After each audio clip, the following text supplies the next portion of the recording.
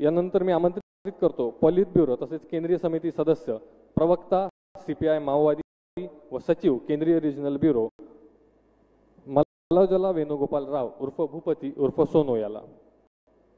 मी मान्य सरांना विनंती करतो की यांनी सोनू उर्फ भूपती याला संविधान व श्रीफळ देऊन त्याचे आत्मसमर्पण करून घ्यावे आणि त्याला पुढील आयुष्यासाठी शुभेच्छा द्याव्यात। सोनू उर्फ भूपती हा आपल्या AK-47 रायफलसह मान्य मुख्यमंत्री सरांसमोर आत्मसमर्पण करीत आहे। हा मागील 40 वर्षांपासून माओवादी संघटनेमध्ये कार्यरत होता। महाराष्ट्र शासनाच्या एकूण 60 लाख बक्षिसासह सर्व राज्यांमध्ये मिळून भूपती उर्फ सोनू याच्यावर एकूण 5.5 कोटी रुपयांपेक्षा अधिक बक्षीस जाहीर केले होते। आत्मसमर्पणानंतर पुनर्वसनासाठी केंद्र व राज्य शासनाकडून याला एकूण 25 लाख रुपये बक्षीस म्हणून मिळणार आहेत। तसेच दिनांक 1 जानेवारी 2025 रोजी भूपती उर्फ सोनू याची पत्नी DKZCM तारक कासीडाम हिने मान्य मुख्यमंत्री तथा गृहमंत्री महाराष्ट्र राज्य श्री देवेंद्र फडणवीस सर यांच्या समोर आत्मसमर्पण केलेले होते।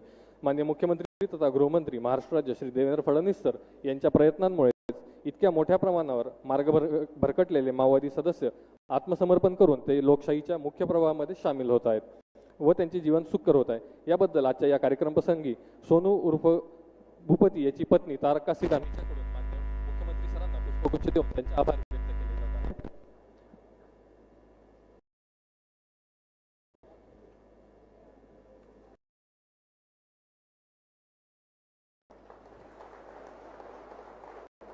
यानंतर या संपूर्ण आत्मसमर्पणाच्या कार्यक्रमासाठी विशेष परिश्रम घेणारे अधिकारी व अंमलदार यांना मान्य मुख्यमंत्री तथा गृहमंत्री महाराष्ट्र राज्य श्री देवेंद्र फडणवीस सर यांच्याकडून प्रोत्साहनपर बक्षीस देण्यात येणार आहे। मी मान्य सरांना विनंती करतो की सरांनी आपल्या हस्ते या बक्षिसाचे वितरण करावे।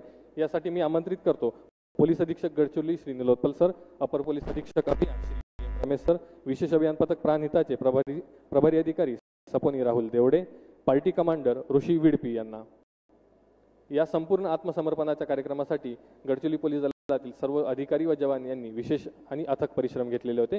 याबद्दल मान्य सरांकडून सर्व अधिकारी व अंमलदार यांना प्रोत्साहनपर बक्षीस दिले जात आहे।